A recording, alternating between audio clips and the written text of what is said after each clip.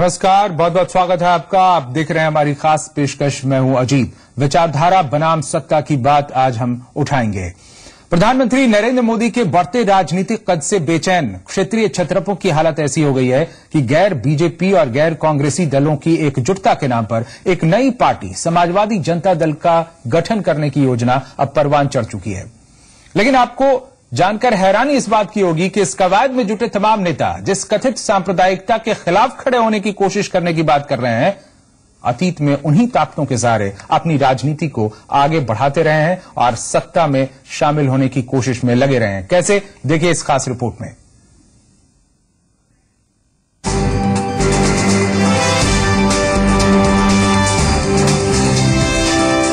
नए दलों का बनना और टूटना राजनीतिक प्रक्रिया की सामान्य घटनाएं हुआ करती हैं। लेकिन इस बार जिस प्रस्तावित समाजवादी जनता दल के गठन की कोशिश की जा रही है, उसके पीछे सांप्रदायिक ताकतों के मुकाबले धर्मनिरपेक्ष ताकतों को लामबंद करने की दुहाई है। दिलचस्प बात यह है कि प्रस्तावित समाजवादी जनता दल में शामिल होने वाले ज्यादातर नेतागण समय समय पर उन्हीं कथित सांप्रदायिक लोगों के साथ मिलकर सत्ता का सुख भोगते रहे हैं।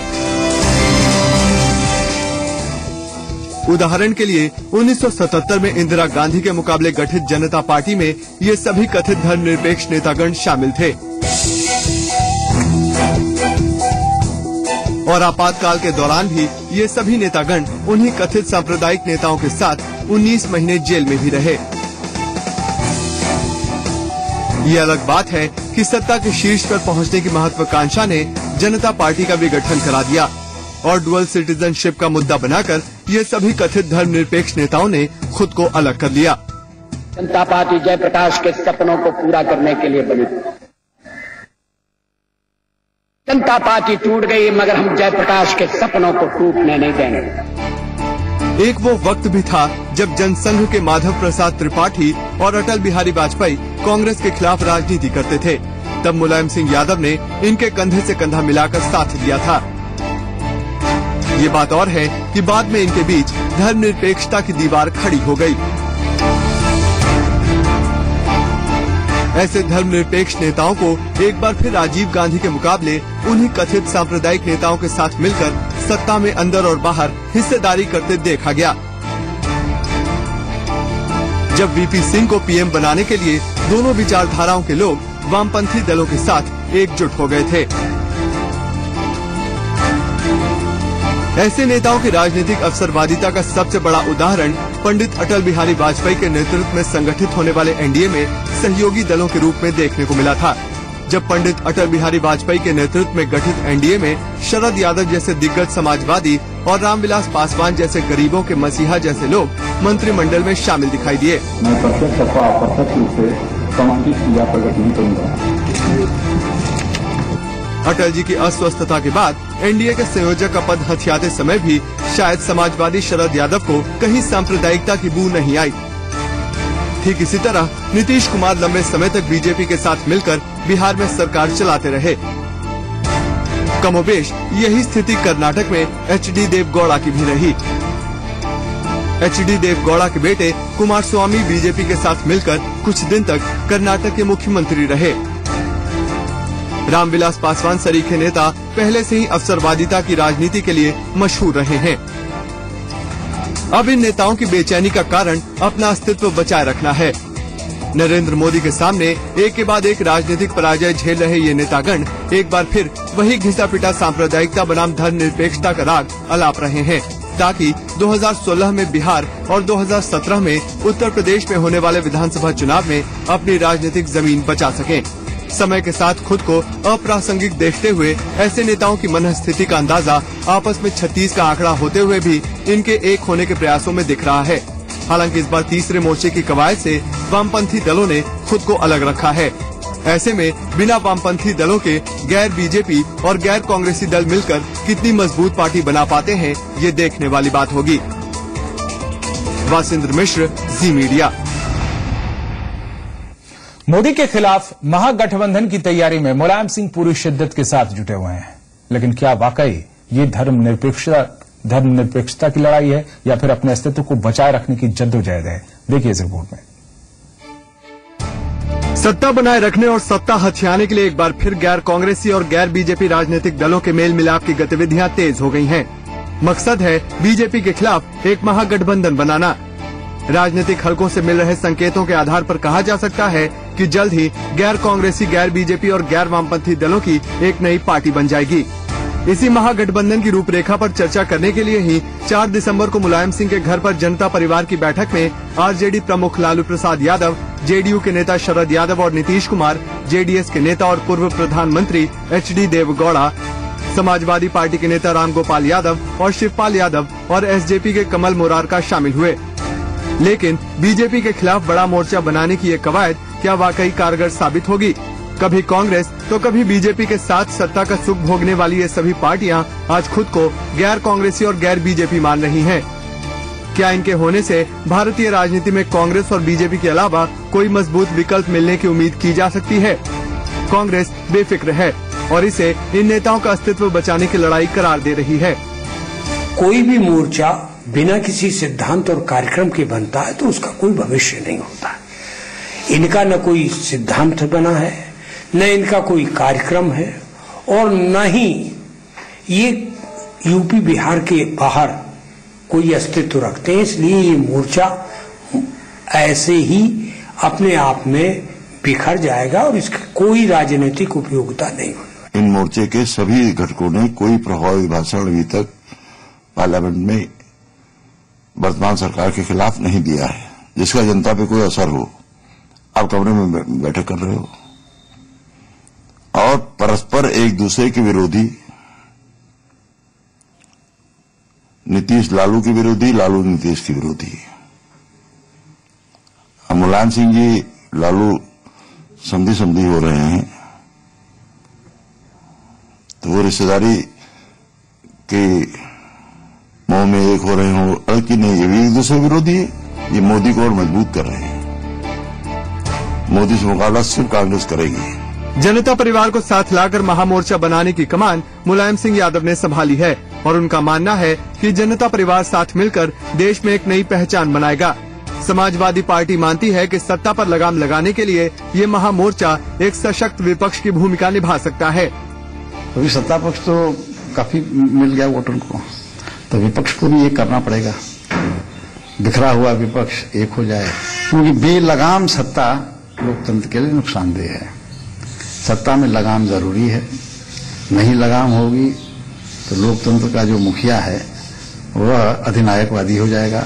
दल के बारे में, नाम के बारे में तो कोई अंतिम बात हुई नहीं है, लेकिन ये है कि मिल करके एक दल बनाने के लिए मुलायम सिंह जी को जिम्मेदारी दी गई है और उन्हीं को कहा गया है कि आप इसको कैसे हो सकता है करें। वहीं कभी मुलायम सिंह के बेहद करीबी रहे अमर सिंह ने भी राजनीतिक पार्टियों पर अपने फायदे के लिए धर्मनिरपेक्षता और सांप्रदायिकता का राग अलापने का आरोप लगाया। तो समय समय पर सांप्रदायिकता के साथ गठजोड़, फिर उसके साथ विरोध। मैं स्वयं पूछना चाहता हूं, मेरा बड़ा उपकार है, उन्होंने मुझे मंच दिया, मुझे अवसर दिया, 18 वर्षों तक राज्यसभा भेजा। मैं मुलायम सिंह जी से पूछना चाहता हूं कि रामनरेश यादव मुख्यमंत्री थे और उनके मुख्यमंत्रित्व में कल्याण सिंह जी और मुलायम सिंह जी दोनों मंत्री थे और कल्याण सिंह जी के साथ मिलकर के उन्होंने एक संरचना की थी जो उनकी 3.5 साल की सरकार बनी थी। उसमें कल्याण सिंह जी का भी समर्थन था और कांग्रेस का भी समर्थन था और कांग्रेस विधानमंडल दल के नेता श्री प्रमोद तिवारी, मैं, मुलायम सिंह जी, सब कल्याण सिंह जी को वरिष्ठ मानते, उनके घर पर ही बैठ करके उस सरकार को बनाया। आप 22 दिसंबर को जनता परिवार मोदी सरकार की नीतियों के खिलाफ दिल्ली में धरना देगी, लेकिन सबसे बड़ा सवाल ये है कि मोदी सरकार की नीतियों की आलोचना करने वाले इस महागठबंधन की नीतियों पर भी कम सवाल नहीं उठ रहे। इनकी कोई विचारधारा है या फिर ये अपना अस्तित्व बचाए रखने की लड़ाई है? कभी बीजेपी के साथ तो कभी बीजेपी का विरोध क्यों? कभी साथ मिलकर सत्ता में रहना तो कभी धर्मनिरपेक्षता की दुहाई क्यों? क्या ये 2016 और 2017 में होने वाले विधानसभा चुनावों की तैयारी है? क्या वामपंथी दलों से दूर रहकर समाजवादी जनता दल कामयाब होगा? ऐसे कई और सवाल हैं जो इस महागठबंधन के भविष्य पर ही प्रश्न चिन्ह लगा रहे हैं। ब्यूरो रिपोर्ट, जी मीडिया। और हमारे साथ दो खास मेहमान हैं। लखनऊ से कांग्रेस नेता सत्यदेव त्रिपाठी और वाराणसी से एसपी नेता शतरुद्र प्रकाश हमारे साथ जुड़ गए इस वक्त। बहुत बहुत स्वागत है आप दोनों का हमारे इस खास कार्यक्रम में। शतरुद्र जी, आपने सुना होगा, कई सारे सवाल तो हैं ही, जो रिपोर्ट में आपने बातें सुनी होंगी। सबसे पहले ये बताइए कि इस महागठबंधन का ये जो स्वरूप तैयार हो रहा है, इसका आधार क्या है? देखिए, हमने अभी आपकी रिपोर्ट सुनी और बड़े बड़े नेताओं की बातें भी सुनी, उनकी प्रतिक्रियाएं भी, आशा निराशा दोनों बातें सुनी। एक नजरिया है आलोचना का, वो अपनी जगह है, लेकिन आज देश में एक लोकतंत्र में मजबूत विपक्ष चाहिए। बिखरे हुए विपक्ष को एक करना जरूरी है, वरना सत्ता बेलगाम है। और आप 67 से बात शुरू करिए, 77 से नहीं, 67 में करिए गैर कांग्रेसवाद, 77 में गैर कांग्रेसवाद, फिर 89 के बाद परिस्थितियां बदली, 91 के बाद और बदली, तो वो अलग अलग परिप्रेक्ष्य में सब बातें हैं। देखिए, संदर्भ और प्रसंग किसी भी घटना का आवश्यक धरातल है। उस समय की नजरिए को अगर आप देखें तो अलग है। आज 2014 में आप 67 को देखें, 2014 में चश्मा पहन करके आप 77 को देखें, तो शायद इतिहास का सही विश्लेषण नहीं हो पाएगा। विश्लेषण करने के लिए परिस्थितियां अलग अलग थीं। डॉक्टर लोहिया ने गैर कांग्रेसवाद चलाया, जेपी के आंदोलन में संपूर्ण क्रांति में लोग एक हो गए जी, और जनता पार्टी में जो दरार आई तो वो डुअल सिटीजनशिप को लेकर नहीं आई। आप जिसे अलग अलग संदर्भ कह रहे हैं, अलग अलग परिस्थितियां कह रहे हैं, उसको लोग सत्ता लोलुपता भी कह सकते हैं जी। शत्रुद्र जी, भाई कुछ भी कह सकते हैं, तो लोकतंत्र है, लेकिन लोकतंत्र में तो कोई कुछ भी बोल सकता है। ये उसकी अपनी राय है, वो किस चश्मा को पहन करके देखता है जी, और उसकी आंख की रोशनी कहां तक जाती है जी। लेकिन इतिहास का सही विश्लेषण करने के लिए हमको उस दौर में जाना पड़ेगा, 1967 में जाना पड़ेगा। इस तरह की किसी भी मुहिम के लिए कहा जाता है विचारधारा सबसे मुख्य चीज है, तो क्या विचारधारा भी लगातार बदलती रही है समय के साथ साथ, समय के संदर्भ में? देखिए, विचारधारा के हिसाब से रणनीति भी बदलती रही है। लोकतंत्र में रणनीति भी बनती है लोकतांत्रिक तरीके से जी। और अगर आप रणनीति के मद्देनजर इन सब चीजों को देखेंगे, हो सकता है कि वो हमारे पक्ष में जाए, हो सकता है खिलाफ जाए, लेकिन आज बैठ करके हम 2014 की परिस्थितियों के संदर्भ में न 67 देख सकते हैं, न 77 देख सकते हैं, न 89 देख सकते हैं। आज बिल्कुल विपरीत परिस्थितियां हैं, बदली हुई परिस्थितियां हैं। हमारे कार्यक्रम का मुख्य एजेंडा यही है, विचारधारा बनाम सत्ता, और ये सवाल सीधा यही है। इसीलिए हमने आपसे पहले पूछा आधार क्या है इस एकजुटता का, इसके बाद ये पूछा कि क्या समय के संदर्भ में इसे, जिसे आप बोल रहे हैं कि समय समय पर चीजें बदलती रही हैं, तो उसे सत्ता लोलुपता क्यों न समझा जाए। इसका भी सीधा जवाब हमें नहीं मिला है। आप कह रहे हैं कि अधिनायकवाद का प्रतिवाद करने के लिए आप एक मोर्चा खड़ा कर रहे हैं, लेकिन कांग्रेस ये कहती है कि वो इसमें खुद सक्षम है और ये छोटी पार्टियां ऐसा नहीं कर सकती हैं, इनमें वो दम नहीं है। सत्यदेव जी, आप क्या कहते हैं कि क्या मोदी का कद या बीजेपी इतनी मजबूत हो गई है कि वो चाहे कुछ भी कर ले, और इसलिए ये जो दलील दे रहे हैं शत्रुद्र जी, इसमें कितना दम है, इसलिए वो खड़े हो रहे हैं कि उसका वो प्रतिवाद कर पाए? मैंने शत्रुद्र को भी सुना और इसके पहले आपकी रिपोर्ट भी सुनी है जी। श्री शतरुद्र प्रकाश जिन डॉक्टर लोहिया का नाम लेते हैं, संयोग से थोड़ा बहुत डॉक्टर लोहिया को जानने का मौका मुझे भी मिला है जी, उनके साथ रहने का भी। डॉक्टर लोहिया ने स्पष्ट कहा था कि कांग्रेस की मोनोपोली तोड़ने के लिए हम संयुक्त विधायक दल कुछ न्यूनतम कार्यक्रम पर गठित करना चाहते हैं जी। और 67 में यही हुआ, एसपीडी बनी और उसका एक कार्यक्रम था, और उसी कार्यक्रम के तहत कम्युनिस्ट पार्टी और भारतीय जनसंघ के लोग भी उत्तर प्रदेश की सरकार में शरीक हुए जी। तो ऐसा नहीं था कि उस समय सिद्धांत छोड़ दिए गए थे, केवल शॉर्टकट सत्ता के लिए अपना लिया गया था। और इसके बाद उस जनसंघ को, जो आज भारतीय जनता पार्टी के रूप में है, समय समय पर इन दलों में जी, असल में समाजवादियों की ये एक बड़ी भारी बीमारी है कि ये इनको खुजली होती है जब ये बहुत दिन दूर रहते हैं तो सब इकट्ठा होने की कोशिश करते हैं जी, और जब थोड़े दिन साथ रह लेते हैं तो फिर ये छिटक जाते हैं। ये कथित समाजवादी, क्योंकि विचार से ये और आचरण से तो बहुत ज्यादा समाजवादी इनमें एक भी नहीं है, लेकिन समाजवाद का जो उपक्रम भाषण में और भाषा में करते हैं जी। ये इन लोगों में एक खुजली है कि जल्दी इकट्ठे हो फिर जल्दी टूट जाओ। लेकिन जैसा कि मैं आपके चैनल से श्री वासिंद्र मिश्र की रिपोर्ट सुन रहा था जी, वो रिपोर्ट स्पष्ट है, क्योंकि ये विशुद्ध सत्ता के लिए है।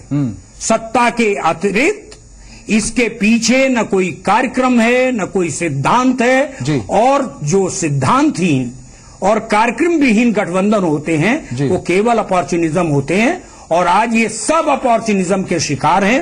एन केन प्रकारेण कुछ गद्दी मिल जाए और आने वाले बिहार और उत्तर प्रदेश के चुनावों में इनको कहीं न कहीं ये बचे रहें, इसके लिए 4 दिसंबर को एक बैठक हुई क्षेत्रीय क्षत्रपों की, और कई नेताओं ने इसमें ये निर्णय लिया, ये फैसला लिया कि एक महागठबंधन बनेगा, एक पार्टी बनेगी समाजवादी जनता दल नाम से, जिसमें तमाम ये छोटे छोटे दल शामिल होंगे और ये सब मुकाबला करेंगे। ये कहा गया कि तथाकथित सांप्रदायिकता के खिलाफ ये गठबंधन होगा, धर्मनिरपेक्ष गठबंधन होगा, और ये जो गठबंधन है इसमें शामिल तमाम नेता कई बार उसी कथित सांप्रदायिकता जिसकी बात ये करते हैं उन ताकतों के साथ मिलकर सत्ता में शामिल रहे हैं, और इसलिए ये सवाल है कि क्या ये विचारधारा की बात है या फिर ये सत्ता की लड़ाई है, सत्ता की चाहत। हमारे साथ 2 खास मेहमान हैं। सत्यदेव त्रिपाठी हैं, कांग्रेस के नेता, लखनऊ से जुड़े हैं, और वाराणसी से एसपी नेता शत्रुद्र प्रकाश हमारे साथ जुड़े हुए हैं। शत्रुद्र जी, इससे पहले जितने सारे सवाल उठाए सत्यदेव जी ने, ये सवाल इसलिए बने हुए हैं सीधे तौर पर, लोकसभा चुनाव से पहले भी किसी तरह के गठबंधन की बात सामने नहीं आई, सभी दल अलग अलग लड़ते रहे, लेकिन जब देखा कि अब अस्तित्व पे बनाई है, अब जीना मुश्किल है, तो जाकर एक साथ मिलते हुए दिखाई दे रहे हैं और इसे रूप कुछ और दिया जा रहा है। जवाब देंगे?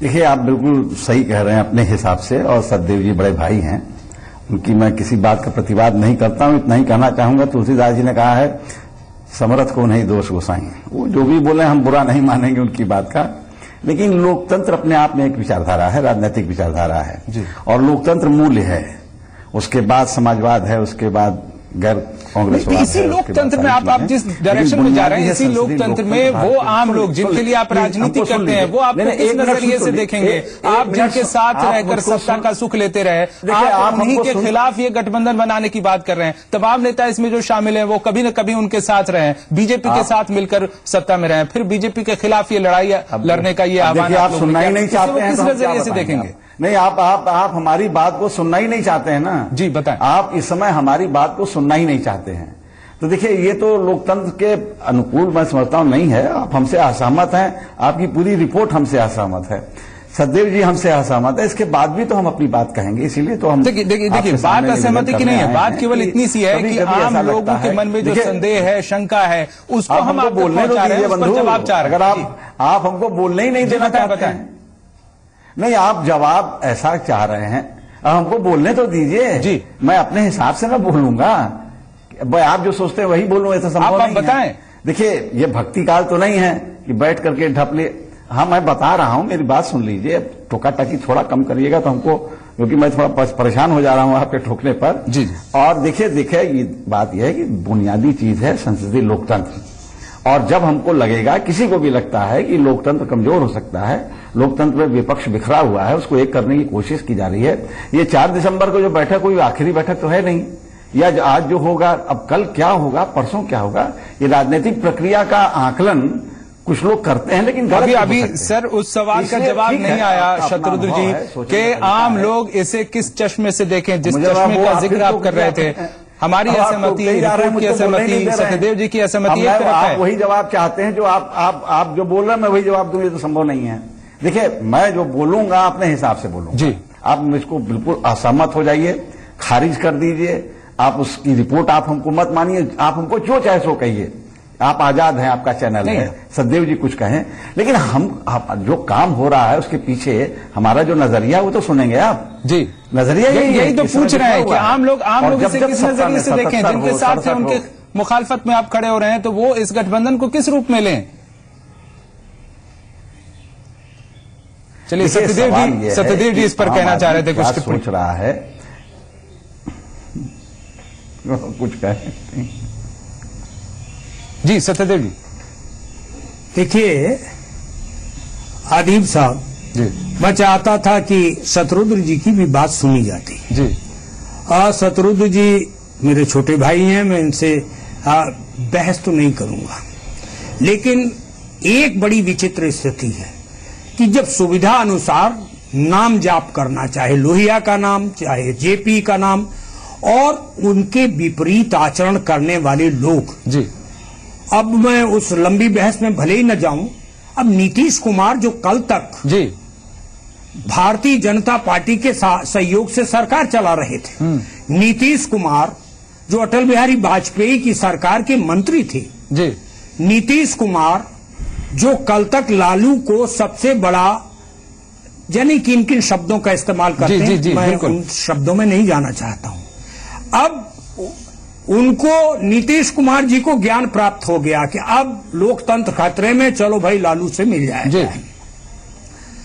तो इस तरह की आखिर जनता को हम लोग क्या समझाना चाहते हैं जी? ये जो यही तो सवाल है कि वहां कर्नाटक में भी एचडी देवगौड़ा के बेटे कुमारस्वामी भी बीजेपी के साथ मिलकर सरकार बना चुके हैं। जहां मुलायम सिंह और लालू यादव के बीच में पहले से क्या संबंध रहे हैं वो तमाम लोग जानते हैं। अब पारिवारिक संबंध बन रहे हैं तो उसका असर राजनीति पर इस तरीके से होगा क्या? ये सब तमाम सवाल हैं। शत्रुघ्न जी अंतिम आपसे टिप्पणी चाहेंगे, जो सवाल उठाए सत्यदेव जी ने, सीधे सीधे उसका जवाब चाहेंगे। ने लगातार भारतीय जनता पार्टी को मजबूत किया जी। देखिए अदीब साहब जी, मैं एक वाक्य बड़ी जिम्मेदारी, बीजेपी को मजबूत किया या फिर बीजेपी के साथ चलकर अपने आप को बचाए रखने की लड़ाई में शामिल रहे, जबरदस्ती में शामिल रहे, से परिभाषित किया गया। जी जी जी। अब जवाब शत्रुघ्न जी की। मैं आपसे एक निवेदन करूंगा अदीब भाई जी जी। बोलिए।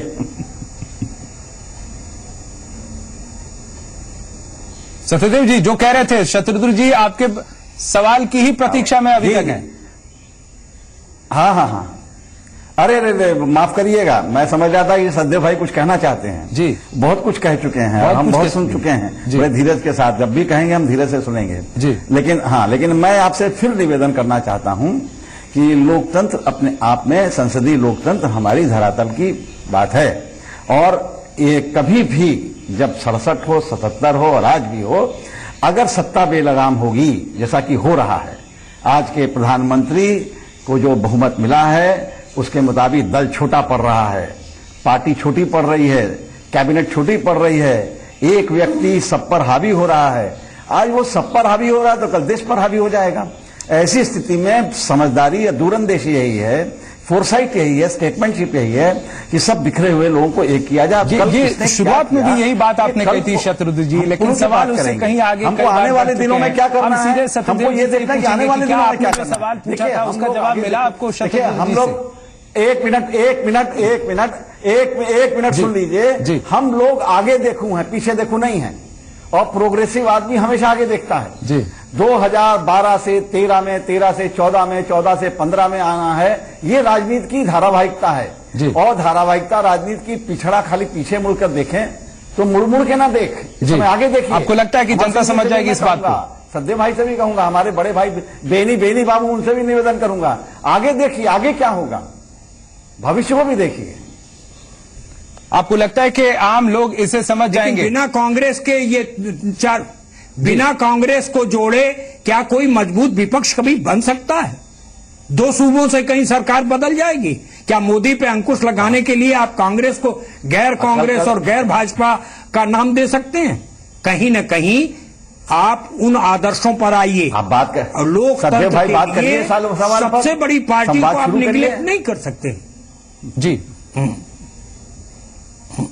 जी शत्रुघ्न जी, हम आपको निगलेक्ट कहां कर सकते हैं? हम कभी नहीं किया, हमने 67 में नहीं किया, आपको 77 में नहीं किया, अभी भी नहीं निगलेक्ट कर रहे हैं। तो कांग्रेस भी साथ लेके कह रहे हैं हमारे इस मुहिम में कैसे लोकतंत्र मजबूत हो, विपक्ष मजबूत हो, आप भी सहयोग करें। सत्यदेव जी जो सवाल उठ रहे थे अब कांग्रेस पर भी उठने लगेंगे कि क्या कांग्रेस भी उन दलों को साथ लेने के लिए तैयार है जो बीजेपी के साथ थी कभी, और जिस तरीके का आपस में सिरकुटा बोल रहा है, वो सब अगर एक साथ आ जाए तो आप बेहतर मानेंगे, स्वागत करेंगे? देखिए, हम लोग एक मिनट एक मिनट, एक मिनट सुन लीजिए। हम लोग आगे देखूं हैं, पीछे देखूं नहीं है, और प्रोग्रेसिव आदमी हमेशा आगे देखता है। 2 हज़ार 12 से 13 में आना है, ये राजनीति की धारावाहिकता है, और नहीं अदीप भाई, बिल्कुल नहीं स्वागत करेंगे। कांग्रेस ने कभी भी भारतीय जनसंघ से लेकर और भारतीय जनता पार्टी तक आज तक किसी तरह का गठजोड़ समर्थन कुछ भी नहीं किया है। और इन दलों का इतिहास लगातार यही रहा है कि ये कभी न कभी समाजवादी पार्टी का नहीं, हम तो कहते हैं समाजवादी पार्टी ने कभी गठजोड़ नहीं की बात आप कर रहे हो। इन दलों में लोकतंत्र है जी, नहीं, कांग्रेस पार्टी ने कभी गठजोड़ नहीं किया जी। सवाल वहीं पर कायम है। इस सवाल को हम लगातार उठाते रहे। जो आम लोगों के मन में सवाल है कि एक दूसरे के खिलाफ लड़ती रही पार्टियां कैसे एकजुट हो पाएंगी और कैसे वो विचारधारा की लड़ाई का नाम इसे दे रही हैं। इन सब पर आम लोगों का जो संदेह है वो सवाल हम उठाते रहे और समाजवादी पार्टी के नेता शत्रुघ्न प्रकाश के सामने भी, और इसका जो भी कुछ भी जवाब दिया है उन्होंने, वो एक मंच था। इस मंच के सहारे आम लोग अगर उसे समझ पाए हो तो बेहतर है, वरना ये हम उन्हीं पर छोड़ते हैं। बहुत बहुत शुक्रिया आप दोनों का हमारे साथ इस कार्यक्रम में शामिल होने के लिए। इस खास पेशकश में फिलहाल इतना ही। छोटा सा ब्रेक, फौरन हाजिर होते हैं एक दूसरी खबर के साथ।